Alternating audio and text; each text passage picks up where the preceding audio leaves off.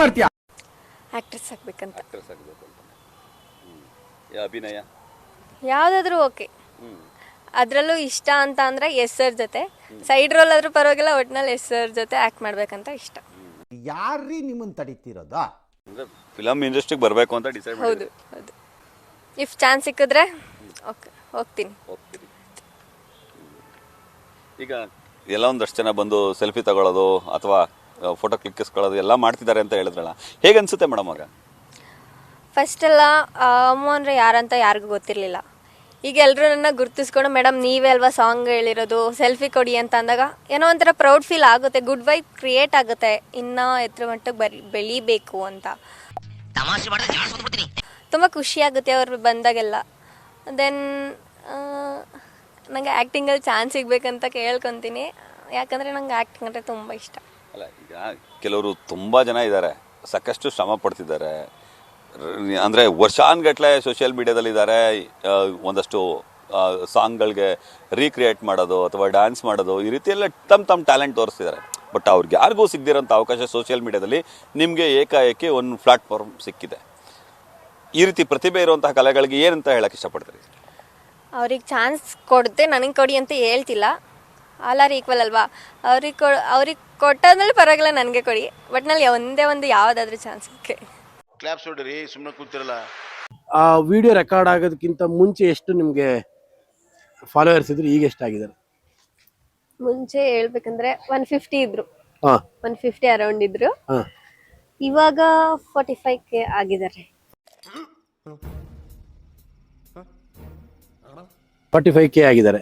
ಮೊದಲು ನೀವು ಒಂದು ಯಾವ್ದಾದ್ರು ಪೋಸ್ಟ್ ಹಾಕಿರ್ತಾ ಇದ್ರಿ, ಎಷ್ಟು ಜನ ನೋಡ್ತಾ ಇದ್ರು, ಈಗ ಎಷ್ಟು ಜನ ನೋಡ್ತಾ ಇದ್ದಾರೆ? ಅಲ್ಲಿ ಎಷ್ಟು ಜನ ನೋಡ್ತಿದ್ರೆ, ಎಷ್ಟು ಜನ ಫಾಲೋವರ್ಸ್ ಇರ್ತಾರೋ ಅಷ್ಟು ಜನ ನೋಡ್ತಿದ್ರು. ಅಂದ್ರೆ ನಾನು ಹೇಳ್ತಾ ಇರೋದು ನಿಮಗೆ, ಮೊದಲು ವಿಡಿಯೋ ವೈರಲ್ ಆಗೋದಕ್ಕಿಂತ ಮುಂಚೆ ಕಾಮನ್ ಆದಂತಹ ಸ್ನೇಹಿತರು ಎಲ್ಲ ಇರ್ತಿದ್ರು, ಈಗ ವ್ಯೂಸ್ ಎಲ್ಲ ತುಂಬಾ ಜಾಸ್ತಿ ಆಗೋಗಿದ್ಯಾ? ತುಂಬಾ ಆಗಿದೆ, 1 ಲಕ್ಷದ ಮೇಲ್ ವ್ಯೂಸ್ ಬರ್ತಿದೆ. ಅಂದ್ರೆ ಒಂದೊಂದು ಪೋಸ್ಟ್ಗೆ 1 ಲಕ್ಷ ವ್ಯೂಸ್ ಆಗಿದೆ. ಲೈಕ್ಸೇ 1 ಲಕ್ಷ 1.5 ಲಕ್ಷ ಬರುತ್ತೆ. 1.5 ಲಕ್ಷ ಬರುತ್ತೆ. ಮೊದ್ಲೆಷ್ಟು ಬರ್ತಾ ಇತ್ತು ತಮ್ಗೆ? ತುಂಬಾ ಕಮ್ಮಿ, 60, 70, 80 ಆ ತರ ಬರ್ತಿತ್ತು. ಈಗ 1 ಲಕ್ಷ ಆಗ್ತಾ ಇದೆ. ನೀವು ಕೂಡ ಕಲಾವಿದೆ ಅಂತ ಕೇಳಿದೀನಿ, ನೋಡಿದೀನಿ. ಯಾವ ತರ ಅನ್ಕೊಂಡಿದ್ರಾ ರಾತ್ರಿ ಈ ತರ ಒಂದು ಸ್ಟಾರ್ ಆಗ್ಬಲ್ಲೆ ನಾನು ಅನ್ನುವಂಥದ್ದು? ಅನ್ಕೊಂಡಿರ್ಲಿಲ್ಲ, ಎಕ್ಸ್ಪೆಕ್ಟ್ ಕೂಡ ಮಾಡಿರ್ಲಿಲ್ಲ. ಆಗಿದ್ದೀನಿ. ನನ್ಗೆ ಇವಾಗ ಅನ್ಸಿದೆ ಸೆಲೆಬ್ರಿಟಿ ಆಗಿ ನಿಭಾಯಿಸೋದು ತುಂಬಾ ಕಷ್ಟ ಅಂತ. ಅಂದ್ರೆ ಈಗ ನನ್ನ ಪ್ರಕಾರ ಎಲ್ಲಾ ಕಡೆಗೂ ನಿಮಗೆ ಫೋಟೋಗಳು ಸೆಲ್ಫಿಗೆಲ್ಲ ಜಾಸ್ತಿ ಆಗಿ ಹೋಗಿದ್ಯಾ? ತುಂಬಾ ನೋಡಿದಾಗೆಲ್ಲ ಕೇಳ್ತಾರೆ, ಮತ್ತೆ ಮತ್ತೆ ಸಾಂಗ್ ಆಡಿ ಮೇಡಮ್ ಅಂತ ಕೇಳ್ಕೊಂತಾರೆ.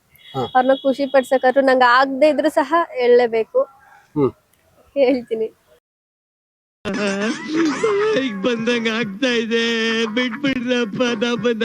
ನಾನು ಒಂದು ಲಾವ್ ಮಾಡ್ಬೇಕು ಅನ್ಕೊಂಡಿದ್ದೀನಿ, then CA. Arjun sir positive ಆಗಿ ತಗೊಂಡಿರೋದು ನನಗೆ ತುಂಬ ಖುಷಿ, ಯಾಕಂದರೆ ಅವ್ರು ಡೈರೆಕ್ಟ್ ಮಾಡಿರೋ ಸಾಂಗ್ನ ನಾನು ಆ ಥರ ಆಡಿದ್ದೀನಿ. ಫಸ್ಟ್ಲಿ ಸಾರಿ, ನನಗೆ ವಿಶ್ ಮಾಡಿರೋ ತುಂಬ ಇಷ್ಟ ಆಯಿತು.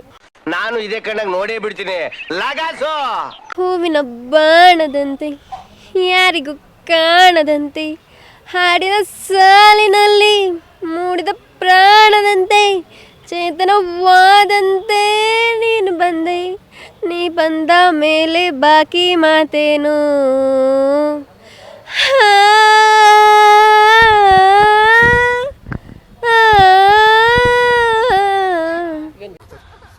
ನನ್ನ ಮಕ್ಕಳು ಹಾಲಿವುಡ್ನವರು ಯಾರ್ಯಾರಿಗೋ ಆಸ್ಕರ್ ಕೊಡ್ತಾರೆ, ಇವನಿಗೆ ಕೊಡ್ಬೇಕು ಆಸ್ಕರ್.